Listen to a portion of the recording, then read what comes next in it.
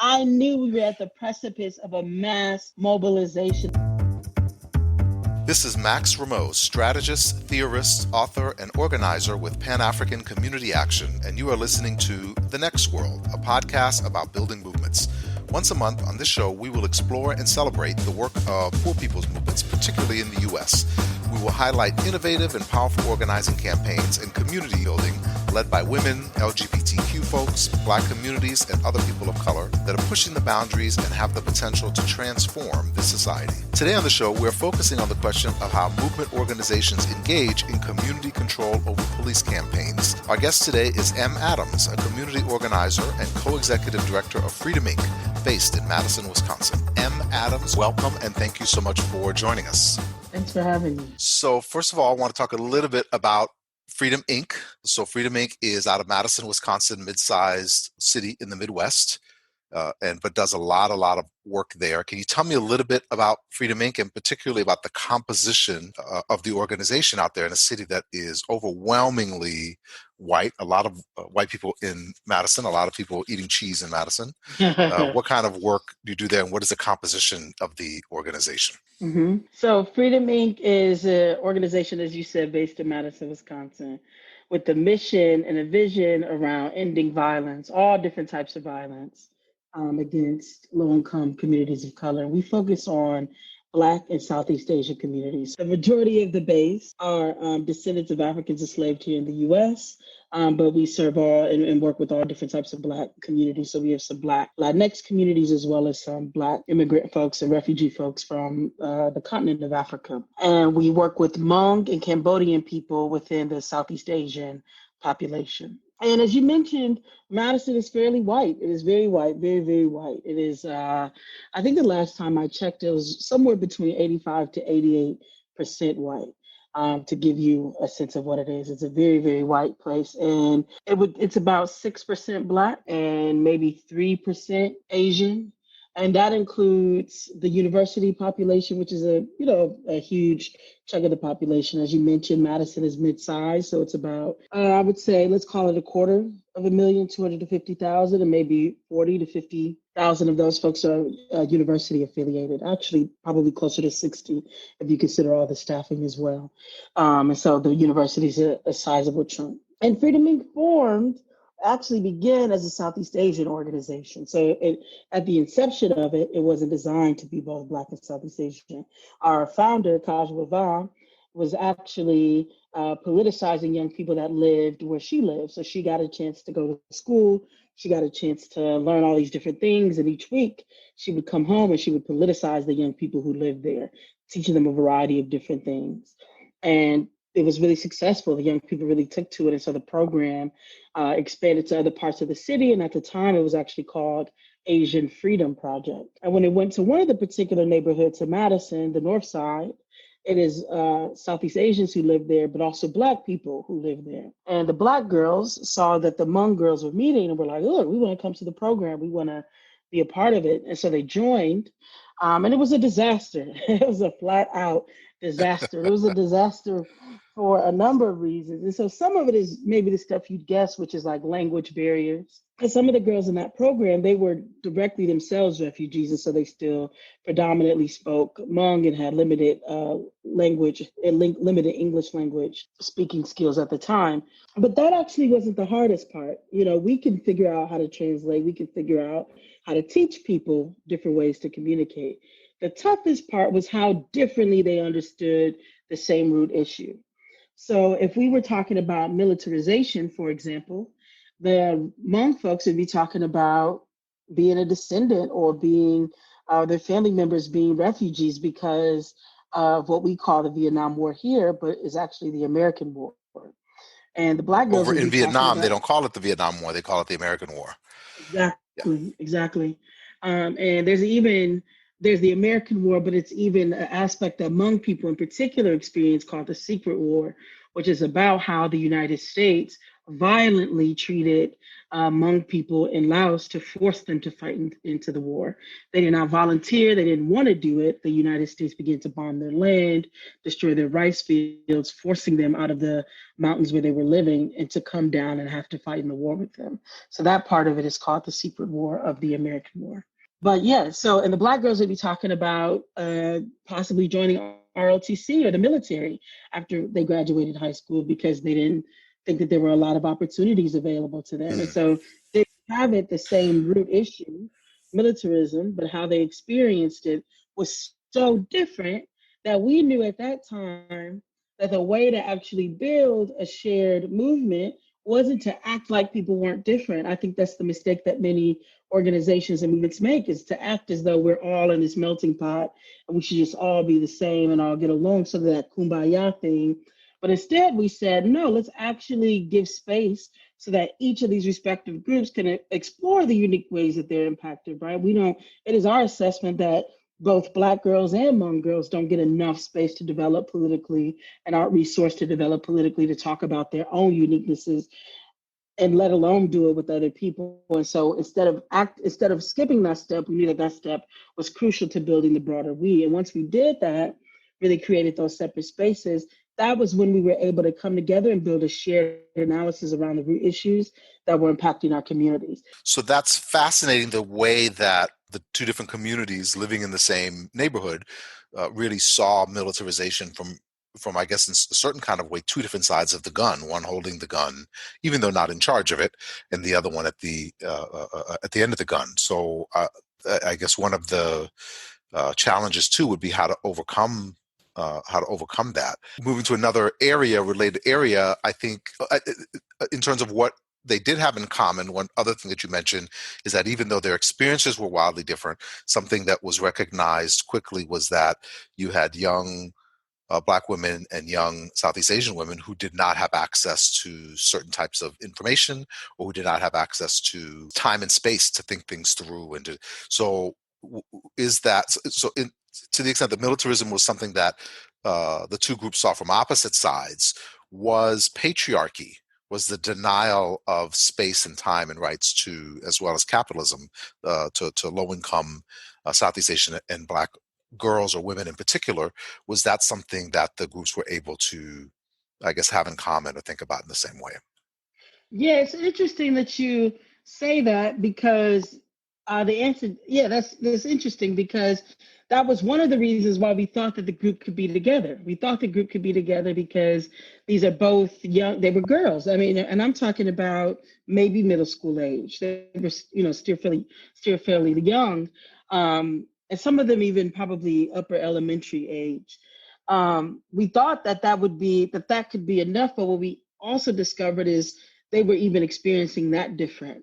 So even how the Hmong or the Southeast Asian girls were talking about the way patriarchy showed up and looked in their particular context, looked different enough to the Black girls that they could recognize it, somewhat situate themselves in it, but felt that it was so different that they needed to talk about it differently. But they could both recognize that they were treated different than their brothers, for example. Or they could both recognize that the man is supposed to be, or told to be, the head of the household. So those particular things they could see enough, but some of the other ways and nuances were different enough that they couldn't fully identify with one another. So here's, I guess, a difference that's a little more, I want to be delicate about the go around this, because it really is a bit stereotypical. But I think the stereotype that some of us have is that the culture of Black communities is more out there and loud and in your face in a kind of way. And the culture of some Southeast Asian communities is a little more giving space or giving deference to people in authority, in terms of certainly something you hear said about the way Black people, the way we talk with each other, is very animated, and a lot of hand movements and talking with the body. But I don't think you hear that, again, in a stereotypical kind of way about Southeast Asia. Was that kind of cultural divide also something that presented either a challenge, or was it a great stepping stone, or did it matter at all? Yeah, there were definitely differences in like the cultural ways that people communicated. We talked about, and we still talk about it, right? Like we haven't, completely solved it. And in fact, every time we go out and recruit more members into the base, we have to reintroduce the conversation and have it all over again. I mean, that was definitely a thing, right? Some of our Black members were very direct communicators and very forward. Using their words, we'll say, to communicate particular ideas, or even being comfortable to challenge and call things to question, was a bit different, where some of our Southeast Asian folks did not call things to question the same way, and were not as direct in raising issues. And I remember one of the things that I had to learn was that silence was not agreement, and so Mm. I'm used to being in a meeting style where people are talking too much, where you got to be like, be quiet. Like, we're trying to move on. I heard you. And then being in a meeting space very different, where people were not verbally disagreeing, where in fact it would look like if you were not familiar with that cultural form of communication, it may look like that people were agreeing. Mm. And so I had to learn. I had to learn very much about that way of communicating, and I still am learning. And similarly, they're still learning from us. And what's been pretty cool is that we've learned from one another. We've learned Huh. to see the beautiful thing. And that's the thing about the stereotypes, right? The stereotypes exaggerate what people to perceive to be negative. And what we did do was learn to see what was beautiful and learn how to integrate Mm. it into the things that we were doing. So starting off, I may have said, oh, that is a passive way of communicating, but I had to learn to see things different, to understand that there was a different form of communication, and to no longer call it passive, for Mm. example. So, what is the organizing lesson here then? Is the organizing lesson that you should not have one organization with two different cultures in it, or two different maybe classes? This wasn't a class situation, but just to extrapolate that out a bit, is the organizing lesson that we shouldn't have two different cultures in one organization, or is the organizing lesson that we should do that in type of the, or is there a different organizing lesson? So I would say that a few of the lessons that pop out to me is, one, you cannot effectively organize across communities unless each community is building its own respective power. That to try to just Oh. build, yeah, so it's like, into the coalition politics or the coalition theories. But we would have not been able to do what we have done as a Black and Southeast Asian organization if we saw ourselves just as a people of color group. And then everybody in here is the same, and any and everybody's issue is the same, and how we organize it around it is the Mm. same. That would have actually been backward. I think at first it would have made everybody feel good, but it was certainly, I think, softened our politics, and it would have made it so that we actually really weren't building solidarity. Because here's the thing, we're not all impacted by everything the same, right? And so we shouldn't be walking around here and acting like we are. We're not all experiencing issues the same way.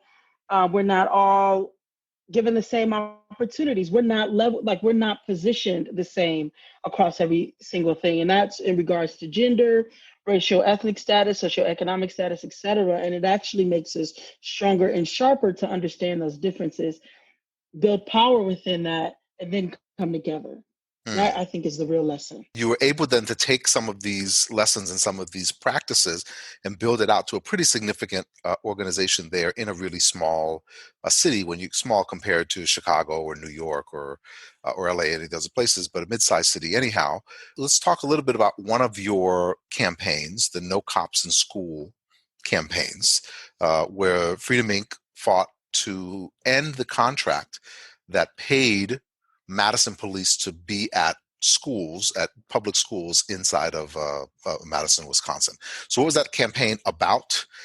And what were your demands, and what was your organizing strategy? Mm-hmm. So there are some core ideological tenets of the organization that we, through each campaign that we're involved in, that we're seeking to advance.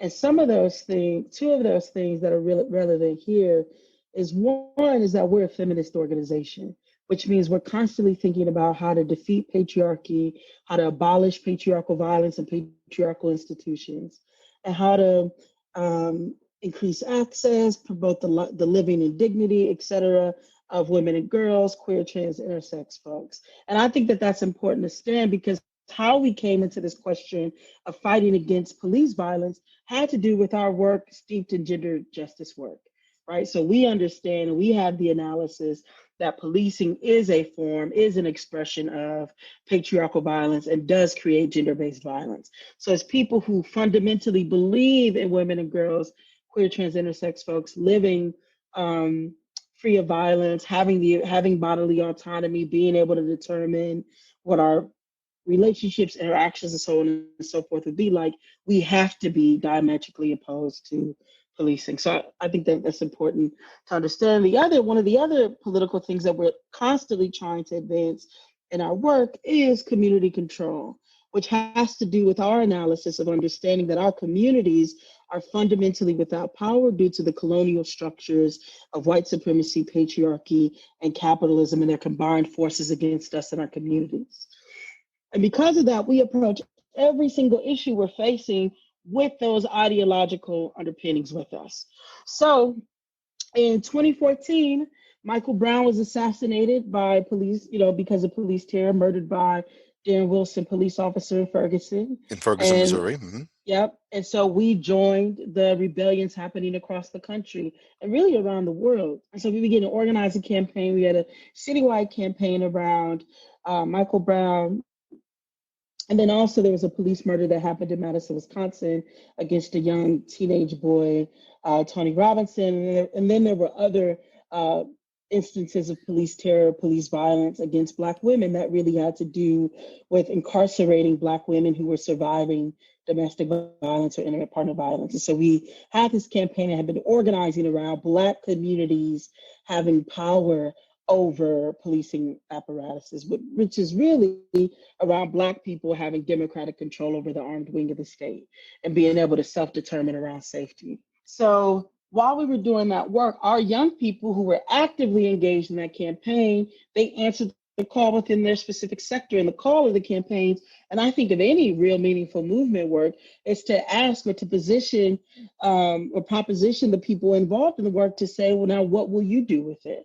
And they answered. They said, we're going to fight to have control, community control over policing as it relates to schools. And they did. And so they developed a campaign, which is now called our Police Free Schools campaign, that has 3 demands that we think answers or reflects some of our ideological underpinnings. And one of them is around removing police actually from the schools, which meant that we had to cancel the contract because in Madison they were there, because the city was, because the school district was paying the contract for them to be staffing the school. And just to be clear, as we continue down this path, we've heard a lot recently in 2020, certainly, about defund the police. So talking about removing or ending the contract, defunding the contract with the Madison police. When did this campaign start? Even though you didn't use the words defund at that time, when did this campaign start? The Police Free Schools campaign began 4 years ago. So this was way ahead of the curve in terms of these types of campaigns, even though they're picking up steam right now. This was 4 years ago. This is 2016. Mm-hmm. Yeah. Mm-hmm. Okay. So the young people were answering the call, and they're saying, "Yeah, we see this happening in the broader community, but the way that it's happening with us is inside of our schools that we're forced to go to every day. So we want to wage a campaign around here." Exactly. So it was removing police from schools by canceling the contract. The second demand, which we won, by the way, victory. Whoop, whoop. Don't skip ahead of the program, Em. Sorry. So that was one of the demands. The second demand was investing in Black youth and youth of color. So this has to do with, and to your point, bringing up defund, we think there are a couple of approaches to weakening the prison industrial complex. One of them is starving the beast. It is taking the resources out from under it. And so I think that is what the analysis of defund is. So to this point at the time, we were demanding a divestment from the police officer program, the SRO program, and instead investing more into programming, curriculum, academic support, et cetera, for Black and brown students. And then the third was around community control over schools, which again comes from the analysis that we as a community twofold. We as a community don't have any direct power or control over the schools. We have no real authority or ability to be able to say, hey, um, you know, why can't all the Black kids read? You're doing something wrong here. Something, shouldn't be happening. And then forcing or being able to create a change based on that. We didn't have the power to do that. So this had to do with us directly wanting to be able to have that control over schooling. And the second aspect of that also has to do with being able to create safety for our young people. So we wanted to not only remove the police, but we also wanted to end criminalization of our young people. We also wanted to end all different types of violence. And I think for us, that was really important to say as a feminist organization. So we were imagining not only how we were going to stop police from arresting students in school, but we also wanted to address sexual violence in locker rooms. We also wanted to make schools safer for trans and queer kids. We also wanted to stop sexist, racist dress code policies that were targeting Black girls. So we have some vision around being able to make schools a place of safety and a place of wellness for all of our young people. Right. But I'm thinking about that's very forward looking, but I'm thinking about what I was like when I was a teenager in middle school or in high school. I guess what what the response would be of me and my peers if people came and said to us, let's make some safe spaces for trans people. And so were you able to have that discussion with teenagers and have them take that mantle, have them carry that banner? Yep. So there are a few different approaches we have to that. One, we've been directly working with trans and queer young people, right? We don't think that we should bring about that kind of change without the leadership of trans and queer young people at the helm of it, saying this is the way we're going to go and move it. That's one thing. Two, we've been organizing a long time. I think oftentimes people see mobilizations and think, oh, the movement started here.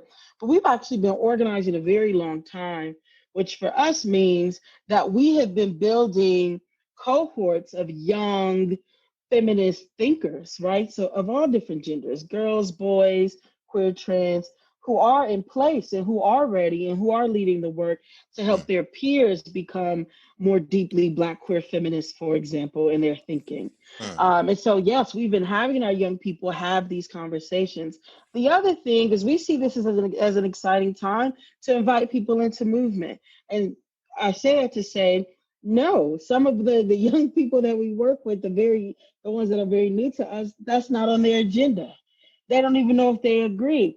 But we see it as our work as movement builders to engage those young people, and for our young people to be engaging with those young people to help bring them along the journey of radical queer feminisms.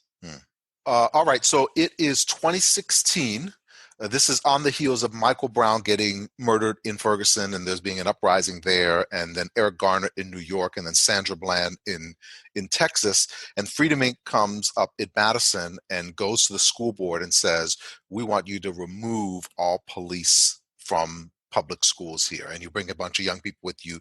What is the response of the school board? What is the response of the media? What is the response of the general public to this proposal in 2016, not even in 2020, to remove all cops from schools and have police-free schools? Oh, yeah. It was rough. So Madison sees itself as, and is perceived as, a liberal bastion. And so it sees itself different than some of these bigger cities that people may perceive as more urban.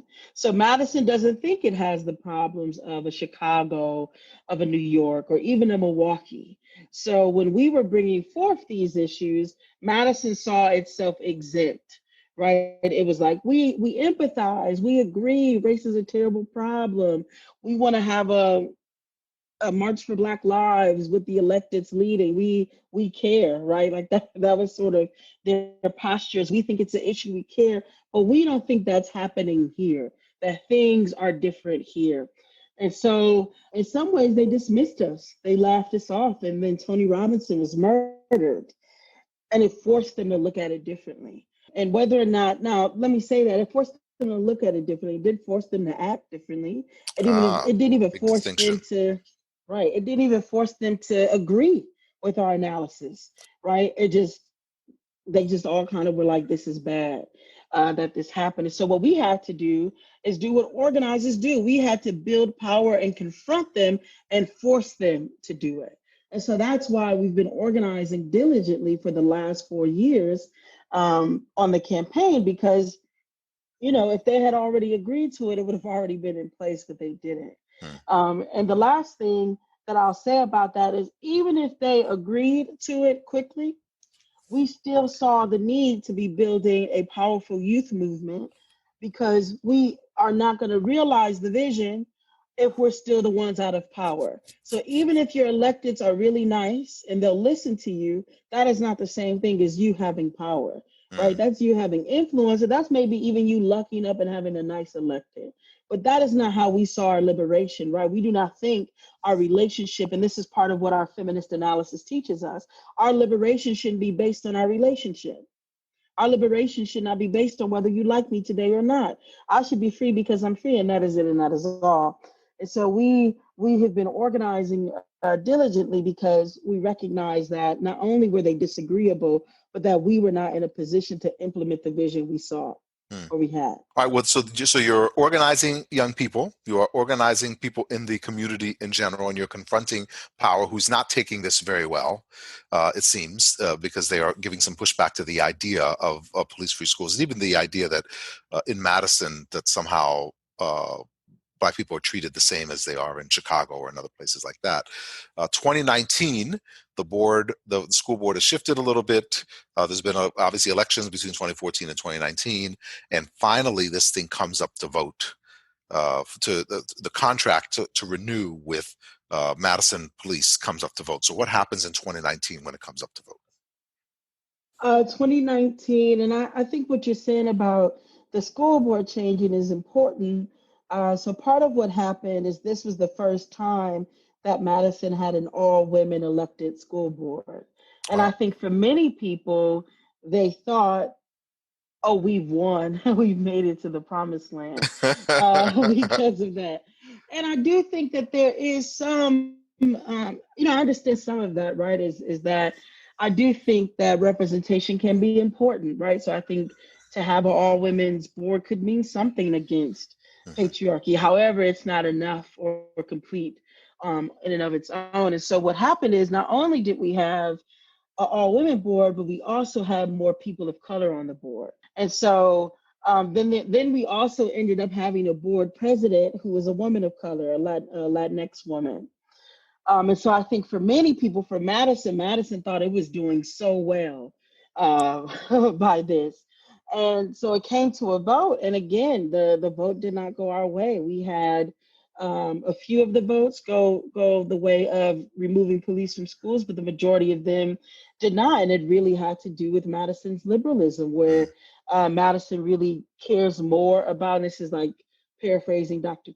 Martin Luther King Jr., but Madison liberals care more about maintaining what they perceive to be law and order than they do about justice. Wow. And so that was despite the murder of Tony Robinson, the continued cases we brought forward about like the mistreatment of Janelle Laird, who was a young Black woman who was beaten for no reason outside of a mall by a couple of the police officers.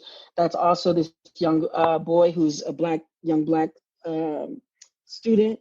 He was in high school who had a disability, and the police came to his home, like 4 of them, and they beat him. And it was caught on camera for no reason while he was getting ready to go to a mental health hospital, actually. So despite having all of this footage, all of this documentation, despite the statistics being very clear around the racial disparities, both inside of the school and the broader community, they still decided to maintain their policing Their position on the school board contract. Yep. With the police. All right. So at this point, Freedom Inc. has invested 3 years of time, sunk all kinds of money in staff and organizing and other things, and brought all kinds of young people onto here. And you take it all the way up to, after 3 years of working on this, you take it all the way up to the school board, finally the vote. And you've been going, in the meantime, you're going to school board meetings basically every month for 3 years. And finally the big vote happens and you lose. So like any good organization, you know when it's time to call it, and you stop there and the story's over. If only it was that simple. All right, so this is the end of 2019 and you lose the vote. So what happens? What do you do? And Uh, what happens next? we dust off, right? It was emotional, so it did take, we spent some time with our folks. We spent some time with our base. Our young people were very hurt. I do think, there's that quote that says they tried to bury us, but they didn't know we were seeds. Mm. And that's what happened to our young people. They were very discouraged. They were very hurt. And it was a kick to the morale. I mean, I think for young people to be, and when I say young, some of these leaders joined our campaign at the age of 9. So at this time, they're This was 12, a good chunk 13. of their conscious life. This is like all they can Exactly. remember is being on this campaign. Yep. And even though you're Black or even though you're Hmong and you know that things are unfair, it is a different thing to go through a political process and experience it. And so they followed the rules. They went to every school board meeting. They told their parents. They registered. They wrote all their speeches out. They posted on Facebook. Like they did all of this sort of, how to plan events, actions, And campaigns. they told school Uh, board members to their face, the police harass me when I go to school. They told school board, and they're yep, expecting these adults who are responsible for them to care and to do something yep. about it. Yep, and that's a big deal because they're survivors, and Mm-hmm. it's a big deal anytime a survivor tells the story of some sort of harm or trauma done to them, and for them to be young people and do it week in and week out, and for them to be going right, for us to be the only ones practically at the meeting, and that's the thing about power. When you have real power, you don't go to those meetings, right? So it's just us, and it felt like this clean, and so I'm saying all of that to say we did take some time to spend with our young people to affirm them and then to ready them, right? To dust off and to get back out there. And that's exactly what they did. We celebrated them, we honored them, we claimed our victory. Our victory was our organizing. Our victory was turning out more leaders. Our victory in the amount of people we got to know. Our victory was in how we made policing a central issue in every elected campaign, in every elected officials race since we started the campaign. So Mm-hmm. we really counted the things that we won, that we feel like we won, and then we blamed the empire, right, for the failure of not delivering the vote. It wasn't us, right? It's the empire that kept cops in school. So then we went back out there and we kept organizing. Then we got back out there and we kept organizing. And then something happened, Max. COVID-19 hit early in 2020, Mm-hmm. and many people, I think many organizations took a pause. We did not. We did not. Freedom actually revved up. We revved up because we are people who we're frontline in our communities, right? We're front lines when it comes to confronting and ending sexual violence, domestic violence, and a host of other forms of violence that happen inside of our community and when our communities are in crisis. So we revved up. We were delivering food inside of neighborhoods. We were knocking on doors. We were beginning to create mutual aid infrastructure. We were delivering news. We were teaching people how to be safe, right? So we revved up. And because we were on the ground and revved up, I knew, and I don't have to say this on the record, this is a recording. I knew we were at the precipice of a mass mobilization. I remember talking to you Wow. about this, Max. Yeah, yeah. I knew it. I said, look, pandemics, right? Like Dr. Roy says, pandemics are portals. We're on the edge of something. And then before you know it, and this is unfortunate that it came at the expense of Black life, again, but George Floyd was murdered. And that tipped it. And folks went into the streets. They say the number is 26 million, right? 26 million people went into the streets. Freedom Inc. went into the streets in Madison, and we stayed in the streets, mobilizing tens of thousands of people into action. And we kept fighting and demanding the end of police in schools. And then finally, we won. And so they had to reopen basically the contract that they just renewed in 2019 by just a few months later in 2020 because of this national wave and because you continued to organize and continue with the pressure. They basically had to reverse themselves just a few months later. Mm-hmm. That is incredible and really inspiring to hear that happened. So the I guess the other question to come back to some of the first thing we talk about is did the Black youth and the Southeast Asian youth experience that campaign in particular, and then also just experience police in schools in the same way, or were there also wildly different experiences like they were in the beginning of the organization? Yes and no. So I do think that, and we've done a lot of work around this in our organization to understand anti-Blackness in particular. So both communities experience and are targeted by white supremacy. So in some ways they experience it, right? Like, and some of our leaders talk about this, right? With Southeast Asian people, when they were brought here to the United States, they were put into poor communities. And who's in the poor communities? Us, right? And so if you're put inside of Black communities, then you do experience some of the policing, right? It's not targeted at you, but you experience some of it. And so some of them talk about having uncles or having brothers or whoever, other members of their community having been locked up for petty drug offenses, similar to what happens to Black communities, not in the same rate or scale, but experiencing those things because they're in the same communities. One of the things that our Southeast Asian leadership was able to do, which I think is just so smart, and what we actually want to see in movement, is they didn't try to be like it's the same. Police are, like the young, I forget her name, but the young woman, I think it was Charlotte, a few years ago, where the video went viral and the police officer like slammed the young Black girl in the chair and like drug her through the halls. They were like, that didn't happen to us, right? We know that didn't happen to us, but they were able to say, because we are very intentional about asking the questions, how are you being impacted? Where are you located in this? They were able to say the way that policing more broadly impacts them. And so some of the things that they did talk about and were able to make the connection on is the role of policing and its relationship to ICE, right? And they were able to To the say immigration service. Yep, they were able to say to the broader progressive community, how can you be in support of us saying no, ICE should come to school, because the school board did say that they were not going to cooperate with ICE, but then at the same time cooperate with the police. So those sorts of things I thought were really impactful in the campaign, were really sharp in the campaign.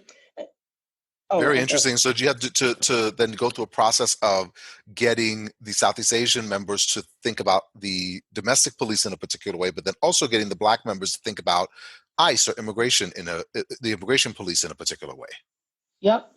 We were doing the work on both sides. Wow. We had to Okay. absolutely do the work on both sides. All right. So And what's let me say next? that we did the work on both sides, and there were Black refugee and immigrant folks as part of this work as Who well. could see both? Yeah, who could see both, and who I think made all of us more sharper as a result. Oh, good. Okay. So what is next for Freedom Inc.? What's your next campaign? What's your next big idea? What's the expansion of the community control campaign? Yep. So we are still inside of that police-free schools. We won the demand around canceling the contract and getting police out.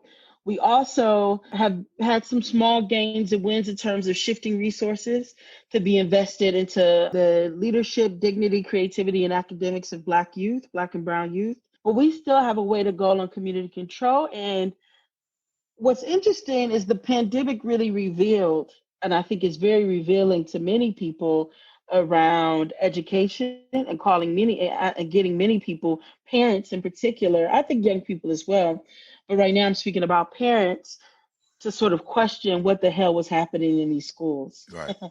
And so I think right now a lot of things have opened up for us. So we're actually experimenting with alternatives. So if the schools are not there, what then do we build in our neighborhood?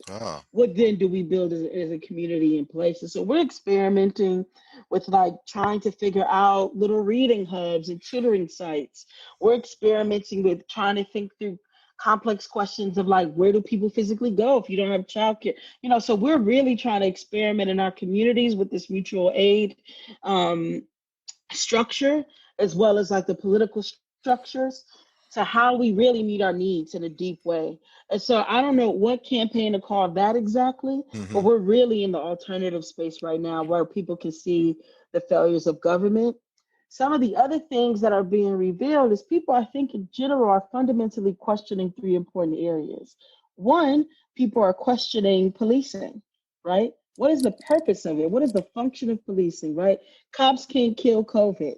People are dying from COVID, but this is the most funded thing. I think that's very illustrated to Black communities. They're like, we're sick, but we can't get no health care, but we can get a cop at the door. So people are questioning that. Mm. Two, I think people are questioning government. People are saying, what is the function of government? What is the point of having all of this structure, infrastructure, resources into it if I can't be helped? Right? I think people are really feeling abandoned and have felt abandoned by the Trump administration and not actually support it. And so people are saying, what's the point of it? If it is not to help us, then what is it for? Right? And so similarly around the election and some of the other things, especially in Wisconsin, where we were forced to vote in person in April, at one of the heights of COVID under extreme voter suppression. The third thing that I think people are really thinking about is housing, right? Why am I facing eviction during a pandemic, right? I think the pandemic is really helping people. I don't want to say help when I talk about the pandemic, but it's really causing people to see how little we actually control and how much we should be controlling. And so the pandemic is causing people to see, look, I lost this job for no fault of my own, right? And it's happening to everybody. So they can't just say it's me, right? Right. Like neoliberalism. Not through anything I did. I right. didn't fail to show up for work or anything like that. Exactly. And so often, right, layoffs during neoliberalism don't allow people to see that because the narrative is that the individual is blamed. But here it's so clear that it's this pandemic that's sweeping across the country. And then people are saying, if these things are happening to me, not just me, and they're not my fault, why should I be evicted? Why should I be kicked out? And I think we have a ripe opportunity to start fighting for community control over land again. When we organize our survivors in gender justice, housing tends to be at the top of the list. People are facing evictions. People don't have anywhere to go, and people want to stay where they are at. All right, very insightful. And I think if your previous campaign took 3 years to mature, and now we're seeing a lot of other parts of the social justice movement catching up, then maybe you're giving us some insight now as to what's going to happen next over the next 3 to 5 years. So we'll see. We are out of time here. I want to thank you, M. Adams, from Freedom Inc. for joining. As you know, you're one of my favorite organizers. For full disclosure, you and I are finishing up this book on community control over police, and we always have so much to talk about. I'm just so sorry we're out of time, mainly because I still have a list of other questions, though they're mainly gotcha questions and embarrassing, scurrilous personal accusations, and some of your quotes taken completely out of context. So maybe we'll get you on next time to do that. But thank you so much for joining us. All right, thank you. I appreciate y'all. Okay, that's our show. Thank you for listening to The Next World. I'm Max Rameau. You can find out more about my work at pacapower.org. That's PACA power.org. You can read more in depth on many of the issues we talked about today on the Partners for Dignity and Rights website, dignityandrights.org. We'll be back with another episode of The Next World soon. Until then, please tell your friends about us and help spread the word about this podcast. Goodbye for now, and remember, organize, organize, organize.